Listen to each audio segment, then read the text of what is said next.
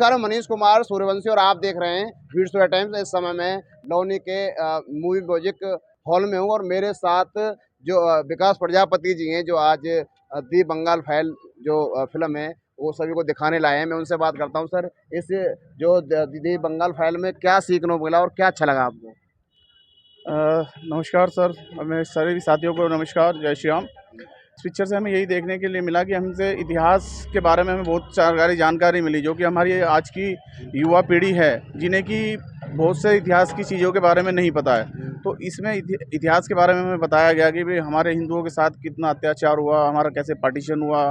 तो बच्चे उससे देखें, सीखें कि भाई हमारे साथ हम अगर बच्चों को बताते हैं तो उन्हें रियलिटी नहीं लगती है, उन्हें ऐसा लगता है शायद हम ऐसे ही कह रहे हैं। तो अब वो जो चीज़ें देख रहे हैं, ये सब चीज़ें हुई हैं तो उन्हें यकीन हो रहा है।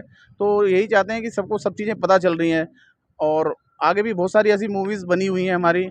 तो यही चाहेंगे कि भाई सभी बच्चे जो हैं, जो आजकल उल्टी सीधी फिल्में देखते हैं, ऐसी चीज़ों को ना देखकर ऐसी अच्छी मूवीज़ देखें जिसके बारे में हमारे इतिहास के बारे में जानकारी मिलती है। अगर विकास भाई बात करें, गोपाल पांडा उसका भी बहुत किरदार देखा गया है उसमें।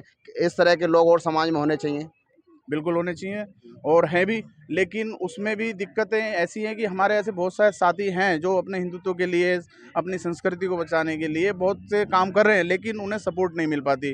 तो मैं यही आपके माध्यम से कहना चाहूँगा कि जो भी जिस तरीके से सक्षम है, ऐसे भाइयों को जो भी इस तरह के काम करते हैं, आप आगे अगर नहीं आ सकते तो कम से कम उनकी ताकत बन के उनके पीछे खड़े रहें। ये इतिहास है और यदि भविष्य को बचाना है तो ऐसी फिल्में बननी ही बननी चाहिए।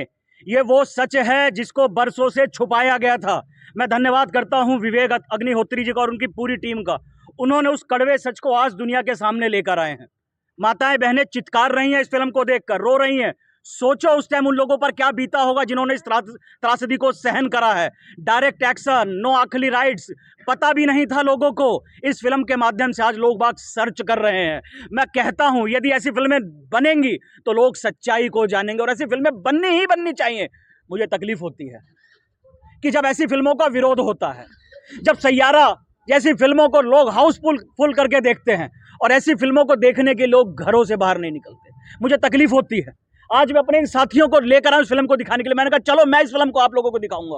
कुछ मेरे लोग मुझको कमेंट्स के माध्यम से मेरे को कह भी रहे थे कि दीपक भाई आप भी केजरीवाल बन रहे हो, आप भी निःशुल्क की लोगों को आदत डाल रहे हो, फ्री में फिल्में दिखा रहे हो। मैंने कहा हाँ, यदि कोई अफीम फ्री में खिलाकर अफीम की आदत किसी को डाल सकता है, यदि कोई बीड़ी सिगरेट गांजा पिलाकर फ्री में उनको गांजे अफीम की आदत डाल सकता है, तो यदि मैं अपने धर्म रक्षण के कार्य के लिए अपना सब कुछ आहूत करके भी, अपना सब कुछ बेचकर भी धर्म रक्षण की चिंगारी यदि जगा पाऊंगा फ्री में लोगों को फिल्म दिखाकर, तो मैं अपना सब कुछ सोहा करने को तैयार हूं। इसीलिए मैं इस फिल्म को दिखा रहा हूं। कम से कम कोई चिंगारी तो उठे, कम से कम कोई खड़ा तो हो, ये बच्चे सच को स्वीकार तो करें कि हाँ ऐसा हुआ है। इस सेकुलर समाज में तो कोई स्वीकार करने को तैयार नहीं। सबको लगता है कि हमें झूठी कहानी सुनाई जा रही है, पर यह झूठी नहीं है साथियों। ये 1% सत्य दिखाया गया है कि डायरेक्ट एक्शन में क्या हुआ, नौकरी राइट्स में क्या हुआ, ऐसे दुनिया भर के राइट्स हुए हैं। अभी हमने पहलगांव देखा जहां नाम पूछकर, पहचान पूछकर कपड़े उतरवाकर मारा गया। क्या यह पहली बार हुआ है? आपने इस फिल्म में नहीं देखा? क्या उन लोगों को नहीं मारा गया जो हिंदू थे, जिन लोगों ने जनेऊ पहन रखे थे, जिन लोगों ने शिखा रख रखी थी? क्या उन लोगों को नहीं मारा गया? इतिहास उठाकर देख ली, ये हुआ है और ये होता रहेगा जब तक हम संगठित और एक नहीं होंगे। जाति, पंथ, क्षेत्रवाद, राजनीति, हम सब बटे हुए हैं, पर उनकी नजरों में आपने देखा होगा, उनकी नजरों में आप सब काफिर हैं। यदि भाजपा वाले हैं तो नंबर आपका भी आएगा, यदि कांग्रेस वाले हैं तो नंबर आपका भी आएगा, यदि सपा, बसपा, आम आदमी पार्टी वाली आप जो कोई भी हैं, और यदि आपका नाम राम, श्याम, मोहन है तो नंबर आप सबका आने वाला है, क्योंकि उनकी नजरों में आप काफिर हैं। वो कारण, जिन कारणों के कारण इस देश का विभाजन हुआ, वो कारण खत्म नहीं हुए हैं साथियों इस देश से।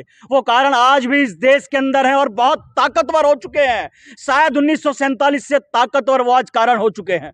आप देखिए, आज भी मंदिरों को तोड़ा जा रहा है, आज भी गौ माता की हत्या करी जा रही है, आज भी झूठ बहकाकर बहन बेटियों को ले जा रहा है, बड़ी संख्या में डराकर धमकाकर लव जिहाद धर्मांतरण का खेल खेला जा रहा है। वो कारण समाप्त नहीं हुए। बस मेरा आप सब लोगों से, आप सब सोशल मीडिया के माध्यम से, आप लोगों के न्यूज चैनल के माध्यम से निवेदन है, जहां कहीं भी जितने भी लोग मेरी इस आवाज को आपके चैनल के माध्यम से देख रहे हो, सुन रहे हो, इस फिल्मों को थोड़ा सा समय निकालकर इस फिल्म को देखिए। चाहे द कश्मीर फाइल हो, द बंगाल फाइल हो, द केरला स्टोरी, ऐसी फिल्मों को देखिए ताकि आपके बच्चे अवेयर हो चुके और भविष्य इतिहास दोहराया ना जाए और भविष्य सुरक्षित रहे, तो ऐसी फिल्मों को देखिए। ये मेरा निवेदन है। कारण केवल एक है, लड़ोगे तो बचोगे, केवल गोपाल पाठा, दूसरा कुछ भी इसका निवारण नहीं है, हो ही नहीं सकता। गोपाल पाठा जैसे बहुत लोग हैं, पर उनका सहयोग करने वाले लोग कम हैं।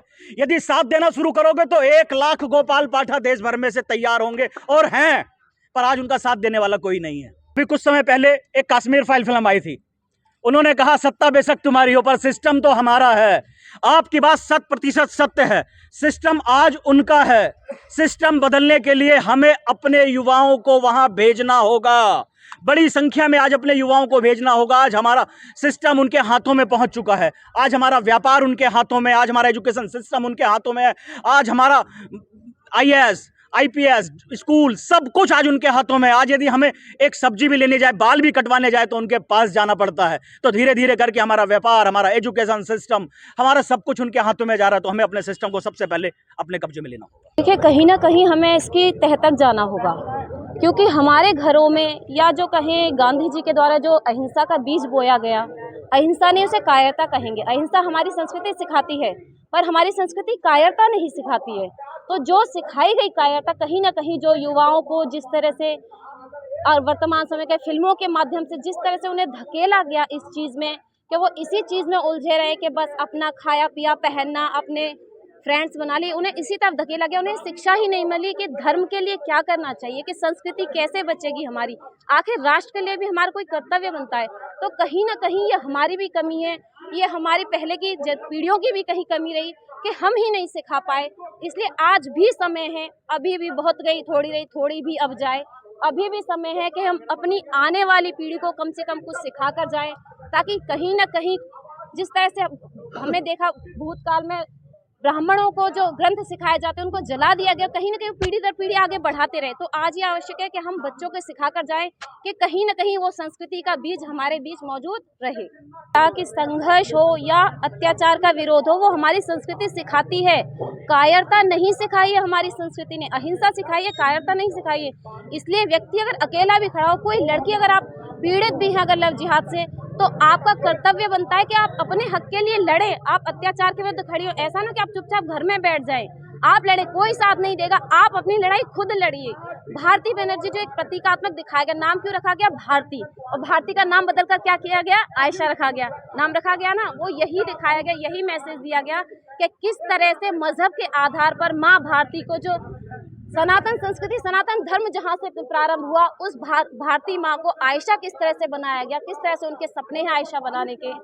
माँ भारती को किस तरह से उन्हें सारी जितनी भी बेटियां माँ भारती किस तरह से उन्हें कन्वर्ट करने के जो सपने देख रहे हैं, वही चीज़ दिखाई गई कि किस तरह से माँ भारती बनर्जी का नाम बदलकर उनका नाम आयशा रखा गया। मैं चाहूँगी पेरेंट्स को चाहिए कि जो हमारे घर में देखो बच्चे हमारे क्या कर रहे हैं, गली मोहल्ले में जहाँ भी जाते हम हनुमान चालीसा के द्वारा या किसी केंद्रीय तो थोड़ा मतलब बैठे अपने बच्चों को, मतलब सामूहिक बैठ के हम अपने बच्चों को ये छोटी छोटी इन चीज़ों के बारे में बताएंगे, मूवी के बारे में या अपने धर्म के बारे में बताएंगे कि हमारे आसपास पड़ोस में क्या चल रहा है क्या नहीं चल रहा है। और ये मूवी अगर बच्चों को दिखाते हैं तो ये हम बताएंगे कि बच्चों को कि देखो ये क्या चीज़ है, तो मूवी तो अपने आप वो रील्स बनाना बंद ही कर देंगे जब वो इस चीज़ से सीखेंगे कि हमारी बहन बेटियों के साथ क्या हुआ, हमारे धर्म के लिए कितना, मतलब देखो हिंदू मुस्लिम करके लड़ाई करी गई है।